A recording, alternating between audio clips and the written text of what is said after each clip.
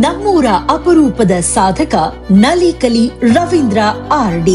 ಚಿಕ್ಕಮಗಳೂರು ಜಿಲ್ಲೆಯ ನರಸಿಂಹರಾಜಪುರ ತಾಲೂಕಿನ ರಂಭಾಪುರಿ ಮಠದ ಸಮೀಪದ ಸ್ಕೂಲ್ಗದ್ದೆ ಎಂಬ ಪುಟ್ಟ ಗ್ರಾಮದಲ್ಲಿ ಮಾರ್ಚ್ 3, 1966ರಂದು ದಿವಂಗತ ದೇವಪ್ಪ ಮತ್ತು ದಿವಂಗತ ರತ್ನಮ್ಮನವರ ದಂಪತಿಗಳ 4 ಮಕ್ಕಳಲ್ಲಿ ಹಿರಿಯ ಪುತ್ರ ರವೀಂದ್ರ. ಆತ್ಮೀಯರಿಗೆ ರವೀಂದ್ರಣ್ಣ, ಮನೆಯ ಹಿರಿಯರಿಗೆ ಪಾಪು, ಶಿಕ್ಷಕರಿಗೆ ಆರ್ಡಿ ಸರ್, ಶಿಷ್ಯರಿಗೆ ಕನ್ನಡ ಸರ್, ಹೊರಗಿನವರಿಗೆ ರವೀಂದ್ರ ಸರ್, ರಾಜ್ಯದವರಿಗೆ ನಲಿಕಲಿ ರವೀಂದ್ರ. ಮನೆಯೇ ಮೊದಲ ಪಾಠಶಾಲೆ ಎಂಬಂತೆ ತಂದೆ ತಾಯಿಯವರು ಹಾಕಿಕೊಟ್ಟ ಹಾದಿಯಲ್ಲಿ ಸಾಗಿದವರು ನಮ್ಮ ರವೀಂದ್ರ ಅವರು. ರಂಭಾಪುರಿ ಮಠದ ಸರ್ಕಾರಿ ಶಾಲೆಯಲ್ಲಿ ಶಿಕ್ಷಣದ ಪ್ರಾರಂಭ. ಅಪ್ಪನ ದುಡಿಮೆಯ ಸೀಮಿತ ಗಳಿಕೆಯಲ್ಲಿ ಕುಟುಂಬ ನಿರ್ವಹಣೆಯ ಸವಾಲನ್ನ ಯಶಸ್ವಿಯಾಗಿ ನಿರ್ವಹಿಸುತ್ತಿದ್ದ ಅಮ್ಮ ರತ್ನಮ್ಮನವರೇ ರವೀಂದ್ರ ಅವರಿಗೆ ಆದರ್ಶ ಮಾತೆ. ಬಾಳೆಹೊನ್ನೂರಿನಲ್ಲಿ ಪ್ರೌಢ ವಿದ್ಯಾಭ್ಯಾಸ, ಮುಂದಿನದೆಲ್ಲ ಶಿಕ್ಷಣ ಅಂಚೆ ಮೂಲಕ ಮೈಸೂರಿನಲ್ಲಿ ನಡೆದದ್ದು. ತದನಂತರದ ರವೀಂದ್ರ ಅವರ ಬದುಕು ಅವರೇ ಹೇಳುವಂತೆ ಅಚ್ಚರಿಗಳ ಸರಮಾಲೆ. 10ನೇ ತರಗತಿಯಲ್ಲಿ ತೇರ್ಗಡೆ ಹೊಂದಿದ ನಂತರ ಆರ್ಥಿಕ ಸಂಕಷ್ಟದಿಂದ ಕೊಪ್ಪದ ಸುಬ್ಬಾರಾವ್ ಅವರ ಔಷಧಾಲಯದಲ್ಲಿ ಕೆಲಸಕ್ಕೆ ಸೇರಿಸುವ ಪ್ರಯತ್ನವಾಯಿತು. ಆರ್ಥಿಕ ಪರಿಸ್ಥಿತಿಯನ್ನ ಹೇಗೋ ಸರಿದೂಗಿಸಿಕೊಂಡು ರವೀಂದ್ರ ಶೃಂಗೇರಿಯ ಶ್ರೀ JCBM ಕಾಲೇಜ್ನಲ್ಲಿ ವಿಜ್ಞಾನ ವಿಭಾಗದ PUCಗೆ ದಾಖಲಾದರು. ಆದರೆ ಮತ್ತೆ ಆರ್ಥಿಕ ಸಂಕಷ್ಟದಿಂದಾಗಿ ವಿದ್ಯಾಭ್ಯಾಸವನ್ನ ಅರ್ಧಕ್ಕೆ ಮೊಟಕುಗೊಳಿಸಿದ್ರು. ಬಾಳೆಹೊನ್ನೂರಿನ ಮಮತಾಜ್ ಮೆಡಿಕಲ್ಸ್ನಲ್ಲಿ ಮಾತ್ರೆ ಮಾರುವುದರ ಜೊತೆಗೆ ಪ್ರಜಾವಾಣಿ ದಿನಪತ್ರಿಕೆಯನ್ನ ಸೈಕಲ್ನಲ್ಲಿ ಇಡೀ ಬಾಳೆಹೊನ್ನೂರಿಗೆ ಹಂಚುವ ಕಾಯಕ. ಆಗಲೇ ಪತ್ರಿಕೆ ಓದುವ ಅಭ್ಯಾಸ, ಜೊತೆಗೆ ಒಳ್ಳೆಯ ಓದುಗರಾಗಿದ್ದ ತಂದೆಯವರು ತರಿಸ್ತಾ ಇದ್ದ ಪ್ರಜಾಮತ ಓದುವಿಕೆಯ ಆಸೆಗೆ ನೀರೆರಿತಾ ಇತ್ತು. ಮಗ ಮೇಷ್ಟ್ರಾಗ್ಲಿ ಎನ್ನುವುದು ರತ್ನಮ್ಮನವರ ಹಂಬಲದ ಹರಕೆ. ಅದರಂತೆ ಚಿಕ್ಕಮಗಳೂರಿನಲ್ಲಿ TCHಗೆ ಸೇರ್ಪಡೆಗೊಂಡು ಅಲ್ಲಿ ಕಾಲೇಜಿಗೆ ಪ್ರಥಮ ಸ್ಥಾನ ಪಡೆದು ಉತ್ತೀರ್ಣರಾಗುತ್ತಾರೆ. 1986ರಲ್ಲಿ ರವೀಂದ್ರ ಅವರು ಶ್ರೀರಾಮಕೃಷ್ಣ ಆಶ್ರಮ, ಶಿವಮೊಗ್ಗದ ಪೂಜ್ಯ ದಯಾನಂದ ಸ್ವಾಮೀಜಿಯವರ ಮಾರ್ಗದರ್ಶನದಲ್ಲಿ ಸಹ ಶಿಕ್ಷಕರಾಗಿ ತಮ್ಮ ವೃತ್ತಿ ಜೀವನವನ್ನ ಆರಂಭಿಸಿದ್ದು, ಬಾಲ್ಯದಲ್ಲಿ ರಂಭಾಪುರಿ ಮಹಾಸಂಸ್ಥಾನ ಪೀಠದ ವಾತಾವರಣ, ನಂತರ ಶ್ರೀರಾಮಕೃಷ್ಣಾಶ್ರಮದಲ್ಲಿ ಉದ್ಯೋಗ ಇವರ ಜೀವನದ ಮೇಲೆ ಅಪಾರ ಪ್ರಭಾವ ಬೀರುತ್ತದೆ.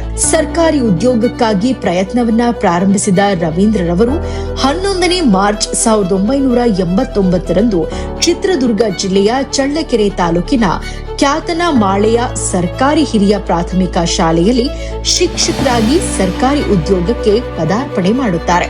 37 ವರ್ಷಗಳ ಹಿಂದಿನ ಬಯಲನಾಡಿನ ಶಾಲೆ ಬಯಲ ಆಲಯದಂತಿತ್ತು. OBB ಸ್ಕೀಮಿನಡಿ ಕಟ್ಟಲ್ಪಟ್ಟ ಒಂದು ಕೊಠಡಿಯಷ್ಟೇ ಇದ್ದು ರವೀಂದ್ರ ಅವರು ಉದ್ಯೋಗ ಮತ್ತು ಬದುಕು ಎರಡಕ್ಕೂ ಅದೇ ಶಾಲೆಯ ಸೂರನ್ನ ಬಳಸಿಕೊಳ್ತಾರೆ. ರವೀಂದ್ರರ ಕಾಳಜಿ, ಆಸಕ್ತಿಯಿಂದ ಕ್ಯಾತನಮಾಳೆಯ ಶಾಲೆ ವರ್ಣರಂಜಿತವಾಗುತ್ತೆ. ಮಕ್ಕಳ ಕಲರವ ಊರ ಜನರನ್ನ ಮುದಗೊಳಿಸುತ್ತಾ ರವೀಂದ್ರ ಅವರು ಕ್ಯಾತನಮಾಳೆಯ ಮನೆ ಮಗನಂತೆ ನೋಡಿಕೊಳ್ತಾರೆ. 18ನೇ ಮಾರ್ಚ್ 1992ರಲ್ಲಿ ಕೊಪ್ಪ ತಾಲೂಕಿನ ಗುಣವಂತೆ ಬಡಾವಣೆ ಶಾಲೆಗೆ ಪೂಜ್ಯ ಪೀಳಗಿ ಮಠ ಸ್ವಾಮೀಜಿಯವರ ಆಶೀರ್ವಾದ ಮತ್ತು ಮಾಜಿ ಶಿಕ್ಷಣ ಸಚಿವರಾಗಿದ್ದ ಶ್ರೀಯುತ NMK ಸೋಗಿ ಅವರ ಪ್ರಯತ್ನದ ಫಲವಾಗಿ ವರ್ಗಾವಣೆಗೊಳ್ಳುತ್ತಾರೆ. ಅಂದಿನಿಂದ ಇಂದಿನವರೆಗೆ ಕೊಪ್ಪ ತಾಲೂಕಿನಲ್ಲಿ ವೃತ್ತಿ ನಿರತರಾಗಿ ವಾಸ್ತವ್ಯ ಹೂಡಿದ ರವೀಂದ್ರ ಅವರು ಇದೀಗ ಕೊಪ್ಪದವರೇ ಆಗಿ ಹೋಗಿದ್ದಾರೆ. ಸರ್ಕಾರಿ ಕೆಲಸದಲ್ಲೇ ಇದ್ರೂ ಇನ್ನಷ್ಟು ಮತ್ತಷ್ಟು ಓದಬೇಕೆನ್ನುವ ತುಡಿತ ಅವರ ಮನದಲ್ಲಿತ್ತು. ರವೀಂದ್ರ ಅವರು ಎಂದೂ ನಿಂತ ನೀರಲ್ಲ, ಸದಾ ಹರಿಯುವ ಝರಿ. ಮೈಸೂರು ವಿಶ್ವವಿದ್ಯಾಲಯದ ಅಂಚೆ ತೆರಪಿನ ಶಿಕ್ಷಣದ ಮೂಲಕ ಮೊದಲಿಗೆ ಕಲಾ ವಿಭಾಗದಲ್ಲಿ ಪದವಿ, ನಂತರ ಕನ್ನಡ ಹಾಗೂ ಇತಿಹಾಸದಲ್ಲಿ 2 ಸ್ನಾತಕೋತ್ತರ ಪದವಿಗಳನ್ನು ಪ್ರಥಮ ದರ್ಜೆಯಲ್ಲೇ ಪಡೆದುಕೊಳ್ಳುತ್ತಾರೆ. ಇಷ್ಟಕ್ಕೆ ಸುಮ್ಮನಾಗದ ರವೀಂದ್ರ ಅವರು B.Ed ದ್ವಿತೀಯ ರ್ಯಾಂಕ್ನೊಂದಿಗೆ ಪಡೆಯುತ್ತಾರೆ. 12ನೇ ಮಾರ್ಚ್ 2002ರಲ್ಲಿ ಕೊಪ್ಪ ತಾಲೂಕು ನಿಲುವಾಗಿಲಿನ ಸರ್ಕಾರಿ ಪ್ರೌಢಶಾಲೆಗೆ ಬಡ್ತಿ ದೊರೆತು ರವೀಂದ್ರ ಅವರು ವರ್ಗಾವಣೆಗೊಳ್ಳುತ್ತಾರೆ. ಕನ್ನಡ ಭಾಷಾ ಅಧ್ಯಾಪಕರಾಗಿ ಕನ್ನಡ ಕಟ್ಟುವ ಕಾಯಕದಲ್ಲಿ ತೊಡಗಿಸಿಕೊಳ್ಳುತ್ತಾರೆ. ಕೊಪ್ಪ ತಾಲೂಕಿನ ಎಚ್.ಎಸ್. ಕಳಸಪ್ಪ ಅವರು ಕನ್ನಡ ಸಾಹಿತ್ಯ ಪರಿಷತ್ತು ಕೊಪ್ಪ ತಾಲೂಕು ಘಟಕದ ಅಧ್ಯಕ್ಷರಾಗಿದ್ದಾಗ ಆರ್.ಡಿ. ರವೀಂದ್ರ ಅವರು ಗೌರವ ಕಾರ್ಯದರ್ಶಿಗಳಾಗುತ್ತಾರೆ. ಕನ್ನಡ ಅಭಿವೃದ್ಧಿ ಪ್ರಾಧಿಕಾರ, ವಿಧಾನಸೌಧ, ಬೆಂಗಳೂರು ಇವರ ವತಿಯಿಂದ 85ಕ್ಕೂ ಹೆಚ್ಚು ರಾಷ್ಟ್ರಗಳಲ್ಲಿರುವ ಕನ್ನಡ ಶಿಕ್ಷಕರಿಗೆ ಕನ್ನಡ ಭಾಷೆ ಕಲಿಸುವ ವಿಶೇಷ ತರಬೇತಿದಾರರಾಗಿ ಕಾಯಕದಲ್ಲಿ ಹಲವಾರು ಮೈಲಿಗಲ್ಲುಗಳನ್ನೇ ನೆಟ್ಟು ಇಂದು ಕನ್ನಡದ ನಲಿ ಕಲಿ ರವೀಂದ್ರ ಎಂದು ಎಲ್ಲರಿಂದ ಪ್ರೀತಿಯಿಂದ ಕರೆಸಿಕೊಳ್ಳುತ್ತಾರೆ. ಗುಣವಂತೆ ಬಡಾವಣೆಯಿಂದ ವಿಆರ್ಸಿ ಕೇಂದ್ರದಲ್ಲಿ ಕ್ಷೇತ್ರ ಸಂಪನ್ಮೂಲ ವ್ಯಕ್ತಿಯಾಗಿ ಆಯ್ಕೆಯಾಗುವ ರವೀಂದ್ರ ಅವರು ಅಲ್ಲಿ ಮತ್ತೊಂದು ಮೈಲಿಗಲ್ಲು ಸ್ಥಾಪಿಸಿ ಎಲ್ಲಾ ಶಿಕ್ಷಕರ ಮನಗೆಲ್ಲುತ್ತಾರೆ. ತಮ್ಮ ಸಮಯ ಪಾಲನೆ, ಕಠಿಣ ನಿರ್ಧಾರಗಳು, ಸಮರ್ಥ ನಾಯಕತ್ವ, ಅಪಾರ ಜ್ಞಾನ ಸಂಪತ್ತು, ಉತ್ತಮ ಮಾರ್ಗದರ್ಶನ, ಶಿಕ್ಷಕರ ಸಮಸ್ಯೆಗಳನ್ನ ಸವಾಲಾಗಿಸಿ ನೀಡುತ್ತಿದ್ದ ಪರಿಹಾರ, ಈ ಎಲ್ಲಾ ಗುಣಗಳಿಂದ ಎಲ್ಲರ ಮನ ಗೆಲ್ಲುವಲ್ಲಿ ಯಶಸ್ವಿಯಾಗುತ್ತಾರೆ. ಪ್ರಭಾರಿ ಸಮನ್ವಯಾಧಿಕಾರಿಯಾಗಿ ಡಿಇಒ ಕಚೇರಿಯಲ್ಲಿ, ಶಿಕ್ಷಣ ಸಂಯೋಜಕರಾಗಿ ರಾಜ್ಯ ಮಟ್ಟದ ಸಂಪನ್ಮೂಲ ವ್ಯಕ್ತಿಯಾಗಿ ಡಿಎಸ್ಇಆರ್ಟಿ ಬೆಂಗಳೂರು ಇಲ್ಲಿ ಕಾರ್ಯನಿರ್ವಹಿಸುತ್ತಾರೆ. 7ನೇ ಆಗಸ್ಟ್ 2018ರಿಂದ ಕೊಪ್ಪ ತಾಲೂಕು ಲೋಕನಾಥಪುರ ಸರ್ಕಾರಿ ಪ್ರೌಢಶಾಲೆಯಲ್ಲಿ ಕನ್ನಡ ಅಧ್ಯಾಪಕರಾಗಿ ವೃತ್ತಿ ನಿರತರಾಗಿ ಇದೀಗ 31/3/2026ರಂದು ಸೇವೆಯಿಂದ ವಯೋನಿವೃತ್ತರಾಗುತ್ತಿದ್ದಾರೆ. ನಮ್ಮ ನಲಿಕಲಿ ರವೀಂದ್ರ ನಿರ್ವಹಿಸಿದ ಹಲವು ಕಾರ್ಯಗಳು: ಕರ್ನಾಟಕ ರಾಜ್ಯದ ಪಠ್ಯಪುಸ್ತಕ ರಚನಾ ಸಮಿತಿಯ ಮುಖ್ಯಸ್ಥ, ಪರಿಶೀಲನಾಕಾರ, ಸಂಪನ್ಮೂಲ ವ್ಯಕ್ತಿಯಾಗಿ ಕಾರ್ಯನಿರ್ವಹಣೆ. 2026-27ರಿಂದ ಜಾರಿಗೆ ಬರ್ತಾ ಇರುವ ಎಲ್ಕೆಜಿ, ಯುಕೆಜಿ ಕನ್ನಡ, ಗಣಿತ, ಪರಿಸರ ಅಧ್ಯಯನ, ಇಂಗ್ಲಿಷ್ ಪಠ್ಯಪುಸ್ತಕಗಳ ಪರಿಶೀಲನಾಕಾರರಾಗಿ ಕಾರ್ಯನಿರ್ವಹಣೆ. ಕರ್ನಾಟಕದ 1ರಿಂದ 7ನೇ ತರಗತಿ ಪ್ರಥಮ, ದ್ವಿತೀಯ, ತೃತೀಯ ಕನ್ನಡ ಭಾಷಾ ಪಠ್ಯ ವಸ್ತು ರಚನಾ ಸಮಿತಿಯ ನಿರ್ವಾಹಕ ಸದಸ್ಯ. ಕನ್ನಡ ಅಭಿವೃದ್ಧಿ ಪ್ರಾಧಿಕಾರದಿಂದ ನಿಯೋಜನೆಗೊಂಡು France, America, Europe, Germany, Saudi Arabia, Canada, England ಇತ್ಯಾದಿ ರಾಷ್ಟ್ರಗಳನ್ನೊಳಗೊಂಡಂತೆ ಜಗತ್ತಿನ ಸುಮಾರು 85ಕ್ಕೂ ಹೆಚ್ಚು ರಾಷ್ಟ್ರಗಳಲ್ಲಿರುವ ಕನ್ನಡಿಗರಿಗೆ ಕನ್ನಡ ಕಲಿಕೆಯ ಬಗ್ಗೆ ತರಬೇತಿ ನೀಡುವ ಸಂಪನ್ಮೂಲ ವ್ಯಕ್ತಿ. ಕರ್ನಾಟಕ ಸರ್ಕಾರದ ಶಿಕ್ಷಣ ಕಲಿಕೆ ಸಂಬಂಧಿಸಿದ ಹಲವು ಸಮಿತಿಗಳ ಸಕ್ರಿಯ ಸದಸ್ಯ. ಡಿಎಸ್ಇಆರ್ಟಿ ಬೆಂಗಳೂರು ಆಯೋಜಿಸಿದ ರಾಷ್ಟ್ರ ಹಂತದ ಶಿಕ್ಷಕರ ದೀಕ್ಷಾ ಆನ್ಲೈನ್ ತರಬೇತಿ ಕೈಪಿಡಿ ರಚನೆ ಮುಖ್ಯಸ್ಥ.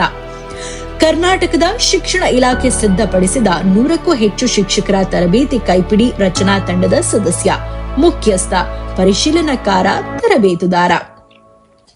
ಕನ್ನಡ ಅಭಿವೃದ್ಧಿ ಪ್ರಾಧಿಕಾರ, ವಿಧಾನಸೌಧ, ಬೆಂಗಳೂರು ಆಯೋಜಿಸಿದ ಗಡಿಭಾಗದ ಸರ್ಕಾರಿ ಶಾಲೆಗಳಲ್ಲಿ ಕನ್ನಡ ಭಾಷಾ ಪ್ರಯೋಗಾಲಯ ಕೈಪಿಡಿ ರಚನಾ ಸಮಿತಿ ಮುಖ್ಯಸ್ಥ. ಮಹಿಳಾ ಮತ್ತು ಮಕ್ಕಳ ಅಭಿವೃದ್ಧಿ ಇಲಾಖೆ, ಕರ್ನಾಟಕ ಸರ್ಕಾರ ಆಯೋಜನೆಯ ರಾಷ್ಟ್ರ ಹಂತದ ಪೂನಾದ ಚಿತ್ತರಂಜನ್ ದಾಸ್ ಅವರು ಅಧ್ಯಕ್ಷರಾಗಿರುವ ಇಸಿಸಿಇ ಸಾಮರ್ಥ್ಯ ಅಭಿವೃದ್ಧಿ ಪಠ್ಯಕ್ರಮ ರಚನಾ ಸಮಿತಿಯ ಸದಸ್ಯರು. ಗುರುಚೇತನ 2017-18 ಶಿಕ್ಷಕರ ವೃತ್ತಿಪರ ಅಭಿವೃದ್ಧಿ ಸಂಬಂಧಿತ 8 ಕೈಪಿಡಿಗಳ ರಚನಾ ತಂಡದ ಮುಖ್ಯಸ್ಥ. ಕೆಎಸ್ಕ್ಯೂಎಎಸಿ ಬೆಂಗಳೂರು ಇವರ ಆಯೋಜನೆಯ ದೇಶದಲ್ಲೇ ಮೊದಲ ಬಾರಿಗೆ ರಚನೆಯಾದ 1ರಿಂದ 7ನೇ ತರಗತಿಯ ಕನ್ನಡ ವಿಷಯದ ಕಲಿಕಾ ಮಾನಕಗಳ ರಚನಾ ಸಮಿತಿ ಮುಖ್ಯಸ್ಥರು. ಮರಾಠಿ, ಉರ್ದು, ತಮಿಳು, ತೆಲುಗು ಅಭ್ಯಾಸದ ಚಟುವಟಿಕೆ ರಚನಾ ಸಮಿತಿಯ ಸಂಪನ್ಮೂಲ ವ್ಯಕ್ತಿ. ಆಕಾಶವಾಣಿ, ದೂರದರ್ಶನ, ಟೆಲಿಕಾನ್ಫರೆನ್ಸ್ ಕಾರ್ಯಕ್ರಮಗಳಲ್ಲಿ ಸಂಪನ್ಮೂಲ ವ್ಯಕ್ತಿಯಾಗಿ ವಿವಿಧ ಸಂವಾದ ಚರ್ಚೆಗಳಲ್ಲಿ ಭಾಗವಹಿಸುವಿಕೆ. ಸಂಪನ್ಮೂಲ ವ್ಯಕ್ತಿಯಾಗಿ ಪ್ರತಿ ವರ್ಷ ಇಡೀ ರಾಜ್ಯಕ್ಕೆ ನಲಿ ಕಲಿ, ಸಿಸಿ ಮೌಲ್ಯಮಾಪನ, ಸಮನ್ವಯ ಶಿಕ್ಷಣ, ಚಿಣ್ಣರ ಅಂಗಳ, ಬಹುವರ್ಗ ಬೋಧನೆ, ಪ್ರೇರಣೆ, ಸಾಧನ ಪುಷ್ಟಿ, ಎಸ್ಟಿಎಂಸಿ ಇತ್ಯಾದಿ ತರಬೇತಿಗಳ ಪ್ರಧಾನ ಸಂಪನ್ಮೂಲ ವ್ಯಕ್ತಿ. ಕರ್ನಾಟಕ ಭಾಷಾ ನೀತಿ ನಿರೂಪಣೆ ಸಮಿತಿ 2017 ಸದಸ್ಯರು. ಶಿಕ್ಷಣ ಭಾರತಿಯಲ್ಲಿ 4 ವರ್ಷಗಳ ಕಾಲ ನಿರಂತರವಾಗಿ ಲೇಖನಗಳ ಬರವಣಿಗೆ. ಇಷ್ಟಲ್ಲದೆ ಕೋವಿಡ್ ಸಂದರ್ಭದಲ್ಲಿ ಇಲ್ಲಿವರೆಗೆ ವಿವಿಧ ಇಲಾಖೆ, ಸಂಘ ಸಂಸ್ಥೆ, ಸಂಘಟನೆಗಳ ಆಯೋಜನೆಯಲ್ಲಿ 500ಕ್ಕೂ ಹೆಚ್ಚು ವೆಬಿನಾರ್, ಜೂಮ್ ಸಭೆಗಳಲ್ಲಿ ಭಾಗವಹಿಸಿ ಉಪನ್ಯಾಸ, ಮಾರ್ಗದರ್ಶನ, ತರಬೇತಿ ನೀಡಿದ ಸಂಪನ್ಮೂಲ ವ್ಯಕ್ತಿ. 1ರಿಂದ 3ನೇ ತರಗತಿಗಳಿಗೆ ನಲಿಕಲಿ ಸೇತುಬಂಧ ವಿದ್ಯಾಪ್ರವೇಶ ಚಟುವಟಿಕೆಗಳು, ಶಿಕ್ಷಕರ ಕೈಪಿಡಿ ರಚನೆ. ರಾಜ್ಯ ಆಯುಷ್ ಇಲಾಖೆಗೆ ಮಕ್ಕಳಿಗಾಗಿ ಯೋಗ ಸಂಜೀವಿನಿ ಆರೋಗ್ಯ ಪುಸ್ತಕ ಮಾಲೆ, ಕೈಪಿಡಿಗಳ ರಚನಾ ಸಮಿತಿ ಸದಸ್ಯ. ರಾಜ್ಯದ ಬಹುತೇಕ ಎಲ್ಲಾ ಜಿಲ್ಲೆಗಳ ಆಯ್ದ ಪ್ರೌಢ ಹಾಗೂ ಪ್ರಾಥಮಿಕ ಶಾಲಾ ಶಿಕ್ಷಕರಿಗೆ ಯೋಗ ಆರೋಗ್ಯ ತರಬೇತಿಯ ಸಂಪನ್ಮೂಲ ವ್ಯಕ್ತಿ. ಅಂತಾರಾಷ್ಟ್ರೀಯ ಕಾರ್ಮಿಕ ಇಲಾಖೆಗಾಗಿ ಸಿದ್ಧಪಡಿಸಿದ ಅರಳು ಮಲ್ಲಿಗೆ 1ರಿಂದ 7ನೇ ತರಗತಿ ಕನ್ನಡ ಪಠ್ಯಪುಸ್ತಕ ರಚನಾ ಸಮಿತಿ ಸಂಪನ್ಮೂಲ ವ್ಯಕ್ತಿ. ಕರ್ನಾಟಕ ಬಾಲ ವಿಕಾಸ ಅಕಾಡೆಮಿ ಧಾರವಾಡ, ಇದರ ಸದಸ್ಯರಾಗಿ ಕಾರ್ಯನಿರ್ವಹಣೆ. ಅಜೀಂ ಪ್ರೇಮ್ಜಿ ಫೌಂಡೇಶನ್ ಹಾಗೂ ಟಾಟಾ ಕಲಿಕೆ ಟ್ರಸ್ಟ್ ಆಯೋಜನೆಯ ಗುಲ್ಬರ್ಗಾ, ಯಾದಗಿರಿ, ಬಳ್ಳಾರಿ ಜಿಲ್ಲೆಗಳಲ್ಲಿ ನಲಿಕಲಿ ಕುರಿತ ತಾಲೂಕುವಾರು ಕಾರ್ಯಾಗಾರಗಳ ಸಂಪನ್ಮೂಲ ವ್ಯಕ್ತಿ. ಹೀಗೆ ವಿವಿಧ ಹಂತಗಳಲ್ಲಿ ಒದಗಿ ಬಂದ ಶೈಕ್ಷಣಿಕ ಕೆಲಸದ ಜವಾಬ್ದಾರಿಗಳನ್ನ ಯಶಸ್ವಿಯಾಗಿ ನಿರ್ವಹಿಸಿದ ಆರ್ಡಿಆರ್ ಅವರ ಘನತೆಯ ಮುಕ್ಕುಟಕ್ಕೆ ಅನೇಕಾನೇಕ ಸನ್ಮಾನ ಪ್ರಶಸ್ತಿಗಳ ಅಮೂಲ್ಯ ರತ್ನಗಳು ಮೆರುಗು ನೀಡಿವೆ ಎಂಬುದು ಸಂತಸದ ಸಂಗತಿ.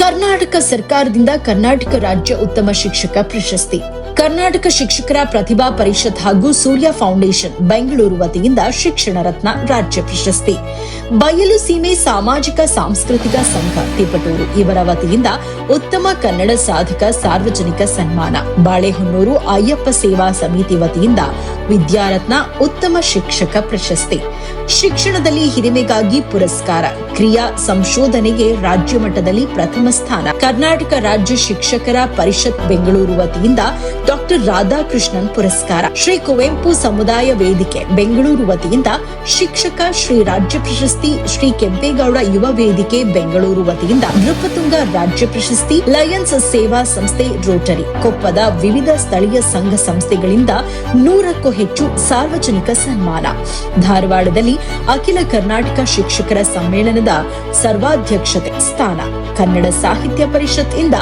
ಜಿಲ್ಲಾ ಸಾಹಿತ್ಯ ಸಮ್ಮೇಳನದಲ್ಲಿ ಕನ್ನಡ ಸಿರಿ ಪ್ರಶಸ್ತಿ, ಚೇತನ ಪ್ರತಿಷ್ಠಾನ ಧಾರವಾಡ ಇವರಿಂದ ಶಿಕ್ಷಣ ಮತ್ತು ಸಮಾಜ ಸೇವೆಗಾಗಿ ಭಾರತ ಸೇವಾ ರತ್ನ ರಾಷ್ಟ್ರೀಯ ಪ್ರಶಸ್ತಿ, ಶೃಂಗೇರಿಯಲ್ಲಿ ನಡೆದ ಮಲೆನಾಡು ಉತ್ಸವದಲ್ಲಿ ಡಾಕ್ಟರ್ ಎಂಎಲ್ ಭಟ್ ಸ್ಮಾರಕ ಪ್ರಶಸ್ತಿ, ಸ್ಕೂಲ್ ಗದ್ದೆ ಕುಟುಂಬ ವರ್ಗದವರಿಂದ ಕುಟುಂಬ ರತ್ನ ಅವಾರ್ಡ್, ಕನಕ ಅಧ್ಯಯನ ಪೀಠ ಕರ್ನಾಟಕ ವಿಶ್ವವಿದ್ಯಾಲಯ ಧಾರವಾಡ ಮತ್ತು ಚೇತನ ಫೌಂಡೇಶನ್ ಧಾರವಾಡ ವತಿಯಿಂದ ಆದರ್ಶ ಶಿಕ್ಷಕ ಪ್ರಶಸ್ತಿ, ಚೇತನ್ ವಿವೇಕ ಚೇತನ್ ಚಾರಿಟೇಬಲ್ ಟ್ರಸ್ಟ್ ಹಾಗೂ ಶ್ರೀ ರಾಘವೇಂದ್ರ ಪ್ರಕಾಶರ ಬೆಂಗಳೂರು ಇವರ ವತಿಯಿಂದ ಗುರುಶ್ರೀ ಪ್ರಶಸ್ತಿ, ಮಂಡ್ಯದಲ್ಲಿ ನಡೆದ 87ನೇ ಅಖಿಲ ಭಾರತ ಕನ್ನಡ ಸಾಹಿತ್ಯ ಸಮ್ಮೇಳನದ ಗೋಷ್ಠಿಯಲ್ಲಿ ವಿಶೇಷ ಉಪನ್ಯಾಸಕ್ಕೆ ಅವಕಾಶ. ಹೀಗೆ ಆರ್ಡಿಆರ್ ಅವರು 2026ನೇ ಮಾರ್ಚ್ 31ನೇ ತಾರೀಕಿಗೆ ತಮ್ಮ ಬದುಕಿನ ಅತ್ಯಮೂಲ್ಯ 60 ವಸಂತಗಳನ್ನ ಪೂರ್ಣಗೊಳಿಸ್ತಾ ಇದ್ದಾರೆ. ಒಟ್ಟಿನಲ್ಲಿ ಆರ್ ಡಿ ರವೀಂದ್ರ ಅವರು ಓದಿ ಮುಗಿಸಲಾಗದ ಮಹಾಕಾವ್ಯ.